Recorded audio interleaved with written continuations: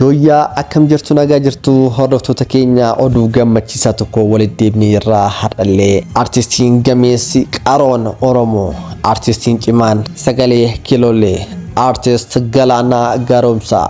sirba haaraa sirba ajaa'ibaa tokko qabadhee isiniif dhufeera Oromoo ko nun jechaa jira mata dureen sirba kanaas yaa shuraakoo jedha yaa shuraakoo maali Oromoo ko walumaan kan laaluta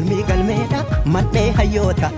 na fidun ko so galada lota natti sirbuudhaaf haddatti nyaara nan sirba seete moo sirna ni jaara. Akkuma beekamu maayii kana artistoonni ciccimoon Oromoo sirba haaraa sirba ajaa'ibaa baasaa jiranu ni yaadattu guyyoota muraasa dura Soonaaf Taakkaleetti fi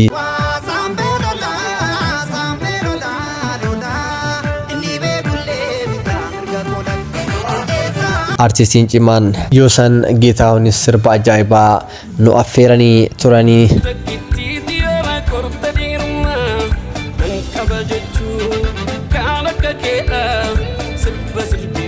amma kunoo artist Galaanaa Gaaromsaas guyyaa har'aa saatii 10 booda sirba haaraa sirba ajaa'ibaa tokko qabadhee isiniif dhufaa jira jedhee jira. Isinis Oromoo koo sagalee kana yookaan immoo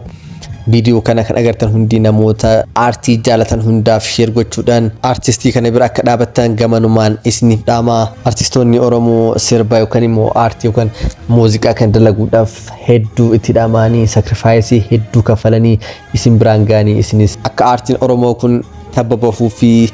akka artistoota kaniis dalagaa biraatii fi hamilee taatanii fi dalagaa birootiin yeroo yeroodhaan akka isaan deebi'anii gara ummataaf sagalee isaaniitii fi dalagaa isaanii ummataaf dhiyeessaniif dhaabachuu fi deeggaruun dirqama isiniin jedha. Kanaaf sirbi kunis yoo bahe miiliyoonota galchitanii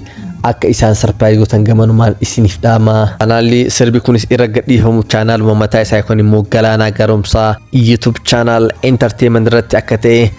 ibsee jira jechuudha. Isinis chaanaala isaa kanallee deemtanii subscribe gootanii fi subscribe isaallee guddisanii fi akka cinaa dhaabattan gamanumaan isiniif dhaama. Oromoo ko gama biraatiin baga guyyaa guddaa irreechaan isin ga'e jecha gamanumaan maatii ta'uudhaan odeeffannoo haaraa wantoota barsiisoo bashannansiisoo ta'e haala salphaa ta'een argachuu dandeessanii nagaan naaf tura.